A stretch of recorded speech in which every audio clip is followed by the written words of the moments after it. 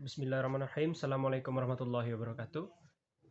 First of all, let me introduce myself first. My name is Muhammad Faiz Alwafi. I'm from Sociolinguistic class.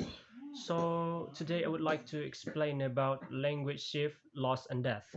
So let's get this started. For to my understanding about the material.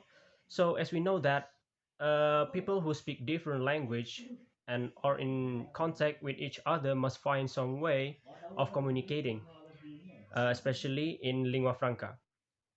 In publication concerned with the use of vernacular language in education published in Paris in 1953, UNESCO defined a lingua franca as a language which is used habitually by people whose mother tongues are different in order to facilitate communication between them. So there is some points that I would like to explain. The first is lingua franca can be spoken in variety ways, which means it is not only are they spoken differently in different places, but individual speakers vary widely in their ability to use the languages. English, for example, is for someone speaker a native language, for others or a second language, and for still others a foreign language. In in the last two categories, abilities in the language may vary widely from the native, like the knowledge of only some bare rudiments. The second point, there are two interrelated issues involved in the discussion of the relationship between PC languages and second language acquisition. So, first is the issue of the similarities between these two processes. Second is the role of second language acquisition in the development of PC languages. The third point, this leads us the second issue, the role of second language acquisition in PC language development. Obviously, some sort of second language acquisition is at work in PC language development.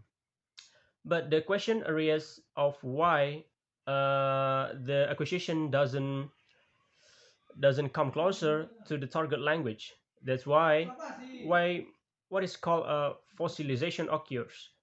There is no general answer to this, as pidgin formation scenarios differ, but researchers have raised the issues of social and psychological distance as well as socio-historical factors which limit the access speakers have to the superstate or lexiver language.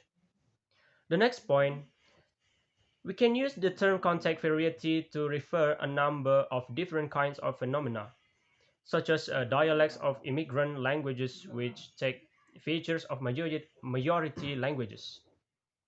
It is important to remember that no language is completely isolated, and it's possible to argue that the most language develop in contexts which there is some multilingualism.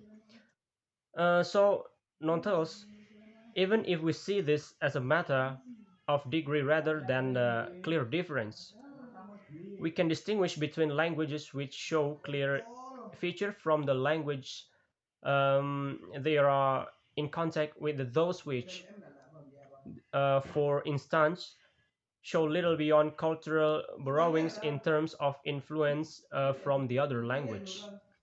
Okay, maybe that's all from me. I'm so sorry for my mistake. Finally, Assalamualaikum warahmatullahi wabarakatuh.